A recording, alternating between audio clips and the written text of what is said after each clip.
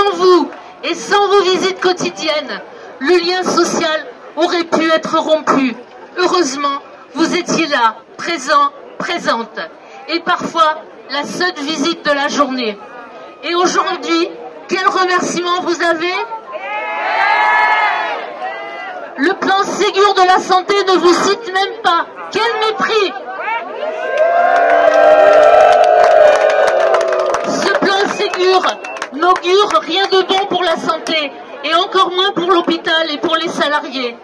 Un exemple, mercredi dernier, lors d'une réunion de travail dans le cadre de ce Ségur, les participants ont passé un temps infini à débattre de la transition écologique à l'hôpital. Certes, c'est bien, c'est certainement important, mais franchement, ce n'est pas la priorité actuelle. La priorité, c'est un vrai débat national pour la transformation de notre système de santé autour d'un vrai service public englobant l'offre de soins de ville et l'offre hospitalière, assis sur des centres de santé et des établissements à but non lucratif. La priorité, c'est la revalorisation salariale de tous les agents hospitaliers. La priorité, c'est l'augmentation des effectifs dans le sanitaire, dans les EHPAD, avec le ratio d'un agent pour un résident.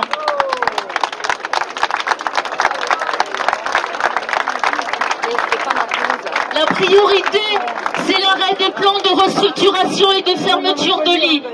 La priorité, c'est la reconnaissance des qualifications et de la pénibilité des métiers, permettant un départ anticipé à la retraite.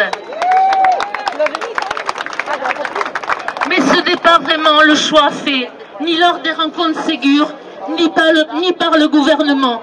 Aucun chiffre n'a été prononcé pour la santé. Par contre, 500 milliards ont été débloqués pour l'économie. Nous ne demandons pas autant pour notre secteur d'activité. À la CGT, nous avons fait un calcul simple. Il faut 15 milliards immédiatement pour l'hôpital public. Ces 15 milliards permettront d'augmenter les salaires, d'embaucher du personnel supplémentaire pour l'hôpital et les EHPAD, et de mettre en place un plan d'urgence pour l'hôpital.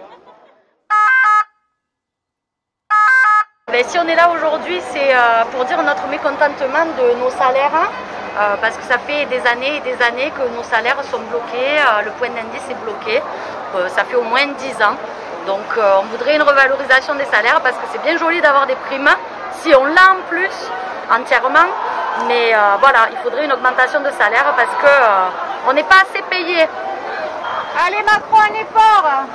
Moi, ce que je voulais rajouter, c'est qu'au fil des années, je suis diplômée depuis 1979 comme infirmière, tous les agents administratifs ont pris le pas sur les soignants. Si vous regardez le ratio qu'il y a soignants administratifs, ça a vraiment énormément augmenté, alors que le nombre de soignants a diminué.